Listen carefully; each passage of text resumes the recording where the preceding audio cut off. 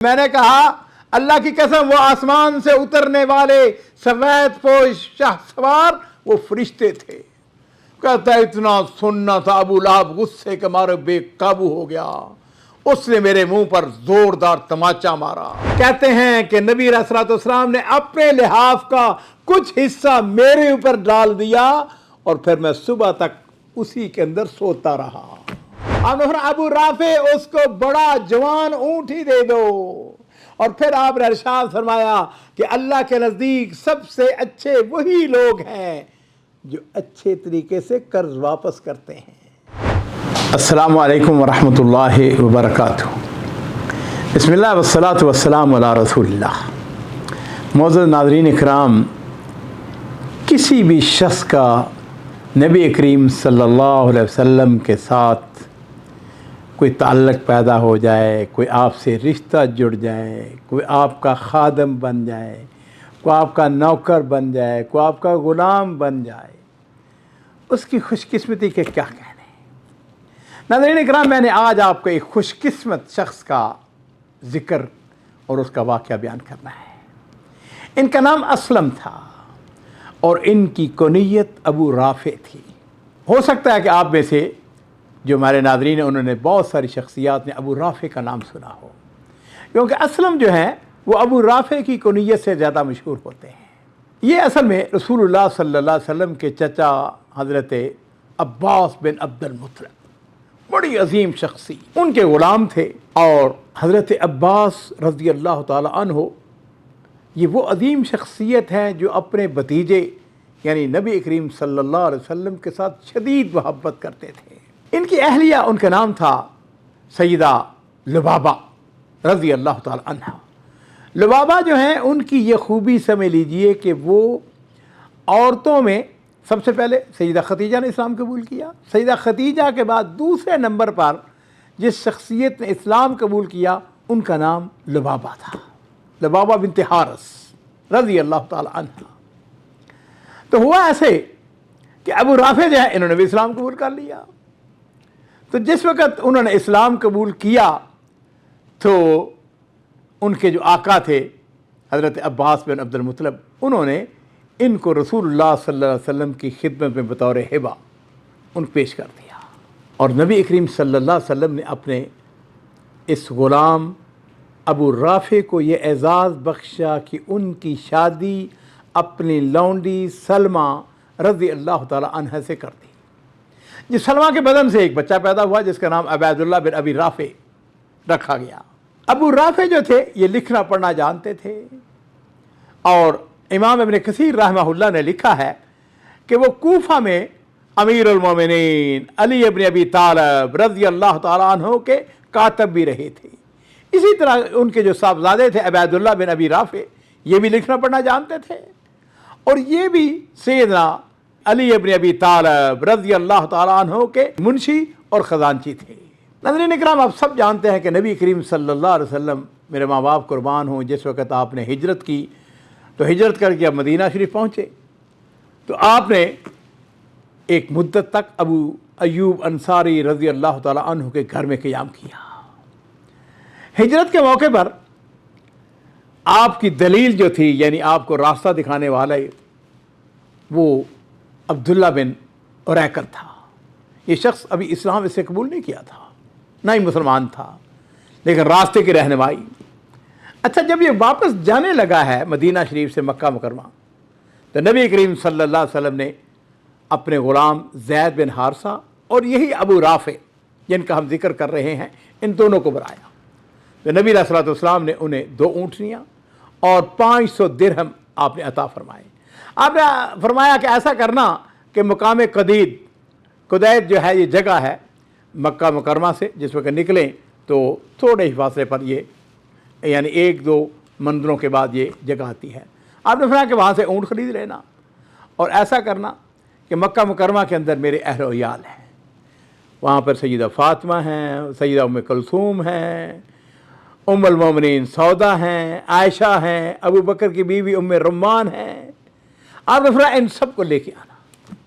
یہاں پہ ناظرین اکرام اس بات کو سمجھ لیجئے کہ گھر کے افراد کو لانے کے لیے 2 شخصیات کا آپ نے جن کے اوپر اعتماد کیا، ایک زید بن حارثہ تھے، اور دوسرے کون؟ یہی اسلم۔ یہاں پہ یہ بات بھی ذہن نشین کر لیں کہ نبی علیہ الصلوۃ والسلام کی بیٹیاں 4 تھیں، ایک سیدہ فاطمہ، ان کو لانے کا حکم ہوا، دوسرا ام کلثوم کو، لیکن جہاں تک سیدہ رقیہ کا تعلق ہے یہ شادی شدہ تھی اور اپنے شوہر حضرت عثمان بن عفان کے ساتھ حبشہ میں جا چکی تھی، اس لیے وہ اس قافلے میں شامل نہیں تھی۔ اور جہاں تک تعلق ہے سب سے بڑی صاحبزادی سیدہ زینب کا، تو وہ اپنے شوہر سیدنا ابو العاص بن ربیع ان کے پاس مکہ مکرمہ میں محفوظ تھی۔ تو نبی کریم صلی اللہ علیہ وسلم نے اپنے دونوں خادموں کو پوری ذمہ داری سے، نہایت امانت، دیانت، یہ ذمہ داری جو ہے وہ قبول وہ کرتے ہیں، اور آپ کے اہل عیال کو انتہائی عزت و احترام سے مکہ مکرمہ سے مدینہ شریف میں پہنچاتے ہیں۔ ناظرین اکرام، سیدنا ابو رافع غزوہ بدر میں شریک نہیں ہوئے کیونکہ وہ اس موقع مکہ مکرمہ میں موجود تھے۔ ان کے بارے میں آتا ہے کہ یہ نبی کریم صلی اللہ علیہ وسلم کے قیمتی سامان کی حفاظت پر بھی مامور رہتے تھے، اور ان کو تیر بنانے میں بڑی مہارت تھی۔ ہوا یوں کہ جس وقت غزوہ بدر میں مسلمانوں کو اللہ تعالیٰ نے کافروں کے مقابلے میں عظیم فتح عطا فرمائی، تو اس موقع پر مکہ مکرمہ میں ابو لہب کے ساتھ رسول اللہ صلی اللہ علیہ وسلم کے یہی جو غلام ابو رافع ہیں ان کے ساتھ ایک واقعہ پیش آتا ہے۔ ناظرین اکرام، اس واقعے کے راوی ابو رافع خود ہیں۔ کہتے ہیں کہ میں عباس بن عبد المطلب کا غلام تھا، حضرت عباس اور ان کے اہلیہ ام الفضل، اس کے ساتھ میں نے بھی اسلام قبول کر لیا تھا۔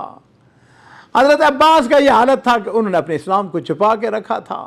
معرکہ بدر جو ہے اس کے اندر ابو لہب نے شرکت نہیں کی، بلکہ اس نے اپنی جگہ ایک آدمی کو بھجوا دیا۔ بدر کے اندر مشرکین کو، قریش مکہ کو بری طرح شکست ہوتی ہے، اور اللہ تعالیٰ نے غزوہ بدر کے اندر مسلمانوں کو فتح و کامرانی سے نوازا۔ اچھا، جس وقت شکست ہوئی تو شکست کی خبر اور بدر کے حال احوال جاننے کے لیے ہر شخص جو تھا مکہ مکرمہ میں وہ اپنے کان لگائے ہوا تھا، پوچھ رہے تھے ہاں بھی بدر کے اندر کیا ہوا، وہ کیسے ہو گیا، کیسے ہمیں شکست ہو گئی، اتنے بڑے بڑے لوگ مارے گئے، اتنے لوگ جو ہیں 70 آدمی مارے گئے، 70 آدمی وہ گرفتار ہوتے ہیں۔ ابو رافع کہتے ہیں کہ ابو لہب اس کو جب شکست کی خبر ملی تو انتہائی رسوا ہوا، لیکن ہماری حالت چونکہ ہم مسلمان تھے اس لیے ہمیں اس خبر سے بڑی خوشی ہوئی۔ ابو رافع کہتے ہیں کہ میں ایک کمزور اور لاچار شخص تھا، میں زمزم کے کنویں کے قریب بیٹھ کر تیر بنا رہا تھا، میرے پاس ام الفضل بیٹھی ہوئی تھی، ہمیں مسلمانوں کی فتح کی بے حد خوشی تھی۔ اس دوران اچانک ابو لہب آ گیا، وہ وہاں پہ بیٹھ گیا اور اس کے چہرے پر غم غصے کے آثار تھے۔ ابھی وہ کچھ سوچ رہا تھا کہ ابو سفیان بن حارث بن عبد المطلب، یہ نبی علیہ الصلوۃ والسلام کا چچا زاد بھائی تھا اور مشرک تھا، اس نے اسلام ابھی قبول نہیں کیا تھا، بعد میں اسلام قبول کیا، یہ بھی بدر کے اندر شریک تھا۔ ابو لہب جو ہے اس نے اس سے پوچھا کہ یار بتاؤ ہوا کیا، اصل میں بدر کے اندر اتنی بری طرح ہمیں شکست ہوئی ہے۔ ابو سفیان کہنے لگا اللہ کی قسم ہماری سمجھ میں نہیں آتا، مسلمان کس طرح ہمارے اوپر حاوی ہو گئے، دھڑا دھڑ ہمیں مارنے لگے، گرفتار کرنے لگے۔ تو اس نے کہا کہ میں نے جنگ کے دوران دیکھا کہ کچھ سفید پوش ہمیں نظر آئے، جو ہمارا کوئی آدمی ان کے سامنے سے گزرتا وہیں ڈھیر ہو جاتا۔ تو ابو رافع جو ہیں وہ کہتے ہیں کہ میں نے ابو سفیان کی باتیں سن کر کہا کہ میں نے کہا اللہ کی قسم وہ آسمان سے اترنے والے سفید پوش شاہ سوار وہ فرشتے تھے۔ کہتا ہے اتنا سننا تھا ابو لہب غصے کے مارے بے قابو ہو گیا، اس نے میرے منہ پر زوردار تماچا مارا، میں کمزور بے یار و مددگار، ابو لہب نے میری مجبوری کا فائدہ اٹھایا، مجھ کو مارتا رہا، تشدد کرتا رہا۔ کہتے ہیں اتنے میں ام الفضل حضرت عباس بن عبد المطلب کی زوجہ محترمہ وہ اٹھتی ہیں اور انہوں نے خیمے کی چوب کھینچ کرنا ابو لہب کے سر پر زور سے ماری، سر پھٹ گیا اس کا۔ کہنے لگی جب سے اس کا آقا یعنی رسول اللہ صلی اللہ علیہ وسلم مدینہ شریف گئے ہیں تم نے اسے کمزور سمجھ لیا ہے، اور گویا انہوں نے میرا بدلہ لے لیا۔ नाज़रीन इकराम, उसके बाद अबू लहब को बीमारी आती है और फिर वो इंतहाई बुरी हालत के अंदर वो मर जाता है। नाज़रीन इकराम, मेरे माँ बाप कुर्बान हो, नबी करीम सल्लल्लाहु अलैहि वसल्लम अपने साथियों के साथ, अपने ग़ुलामों के साथ, अपनी खिदमत करने वाले आम सहाबा के साथ इंतहाई मोहब्बत करने वाले, व इन्नका लअला खुलुक़िन अज़ीम। कहते हैं खैबर, उसकी लड़ाई में मैं भी शरीक था। कहते हैं शदीद सर्दी थी और नबी करीम सल्लल्लाहु अलैहि वसल्लम ने इरशाद फरमाया, आपने फरमाया कि जिसके पास लिहाफ है वो बगैर लिहाफ वाले को लिहाफ उड़ा दे। सहाबा कराम ने इस हुक्म पर अमल किया। कहते हैं मुझे कोई साथी नहीं मिला जो मुझे लिहाफ उड़ा देता। और कहते हैं मैं रसूलुल्लाह सल्लल्लाहु अलैहि वसल्लम की खिदमत में पहुंचा और मेरे दोस्तों, मेरे साथियों, सामईन, नाज़रीन किराम, अब देखिए अपने प्यारे रसूल सल्लल्लाहु अलैहि वसल्लम के अखलाक को तो देखिए। कहते हैं कि नबी अलैहिस्सलाम ने अपने लिहाफ का कुछ हिस्सा मेरे ऊपर डाल दिया और फिर मैं सुबह तक उसी के अंदर सोता रहा। नाज़रीन इकराम, सहाबा इकराम और ख़ास तौर पर ये अज़ीम शख्सियत जिनका हम ज़िक्र कर रहे हैं, सैयदना असलम अबू राफ़े, उनका एक तरीक़ाकार था, असूल था कि वो कोई काम ऐसा नहीं करते थे जिसके बारे में उन्हें मुकम्मल दीनी अहकाम और हदायत से आगाही ना हो। और ये बात सिर्फ उन्हीं में नहीं बल्कि तमाम सहाबा इकराम के अंदर मौजूद थी। मुस्नद इमाम अहमद की रिवायत है कि एक दफ़ा रसूलुल्लाह सल्लल्लाहु अलैहि वसल्लम ने बनु मखज़ूम के एक आदमी को सदक़ात की वसूली पर मुकर्रर फरमाया। उसने अबू राफ़े से कहा, बात सुनो, ऐसा करो कि तुम भी मेरा साथ चलो, हम चाहे सदक़ात की वसूली करते हैं, तुम्हें भी कुछ हिस्सा मिल जाएगा। अबू राफ़े पता क्या कहते हैं? कहते हैं कि मैं उस वक़्त तक आपके साथ नहीं जाऊंगा जब तक मैं रसूलुल्लाह सल्लल्लाहु अलैहि वसल्लम से इस बारे में इजाज़त ना ले लूँ, ये मसला दरियाफ़्त ना कर लूँ। कहते हैं मैं नबी करीम सल्लल्लाहु अलैहि वसल्लम की खिदमत में हाज़िर हुआ। मैंने कहा, अल्लाह के रसूल, मैं वहाँ उनके साथ जाना चाहता हूँ ताकि उसमें से मुझे भी कुछ हिस्सा मिल जाए। मेरे माँ बाप कुर्बान हो, नबी करीम सल्लल्लाहु अलैहि वसल्लम ने इरशाद फरमाया, सदक़े का माल हमारे लिए किसी तरह भी हलाल नहीं है और किसी कौम का गुलाम उसका शुमार उसी कौम में से होता है। तुम मुराद क्या थी? मुराद ये थी कि चूँकि तुम हमारे ग़ुलाम हो, लेरा तुम्हारा शुमार जो है वो हमारी कौम से है। अबू राफ़े कहते हैं कि फिर मैंने वहाँ जाना के साथ इनकार कर दिया। और एक दफ़ा अज़ीज़ नाज़रीन इकराम, अबू राफ़े की किस्मत जागती है। कहते हैं कि किसी शख्स ने मुझको एक बकरी हदिये के तौर पर दी। मैं उसको गोश्त पका रहा था। रसूलुल्लाह सल्लल्लाहु अलैहि वसल्लम तशरीफ़ लाए। आपने पूछा, अबू राफ़े क्या पका रहे हो? मैंने इसके, अल्लाह के रसूल, किसी शख्स ने मुझको एक बकरी गिफ्ट की है, हदिया दी है, तोहफ़तन दी है, मैं उसको पका रहा हूँ। तो नबी अलैहि सलाम ने फरमाया कि लाओ फिर हमें भी खिलाएं। कहते हैं कि मैंने नबी करीम सल्लल्लाहु अलैहि वसल्लम की खिदमत में गोश्त पेश किया और नबी अलैहि सलाम ने उसको नोश फरमाया। और नाज़रीन इकराम, यहाँ पे इस मसले को वजाहत भी कर दें।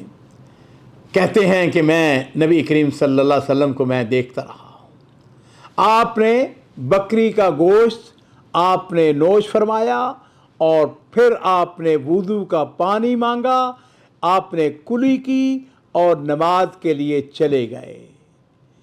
इस वाक़े से कई एक मसाइल मालूम होते हैं और जिनमें एक बात यह भी है कि बकरी का गोश्त खाने से वुज़ू नहीं टूटता है। अबू राफ़े से कई अहादीस मरवी हैं, उनमें एक हदीस का जिक्र करके बात को ख़त्म करेंगे और वो ये है कि अबू राफ़े बयान करते हैं कि रसूलुल्लाह सल्लल्लाहु अलैहि वसल्लम ने एक शख्स से ऊँट का बच्चा आपने बतौर कर्ज़ लिया। कुछ वक्त गुज़रा, आपकी खिदमत में सदक़े के ऊँट आए तो आपने मुझे इस आदमी का कर्ज़ अदा करने का हुक्म दिया।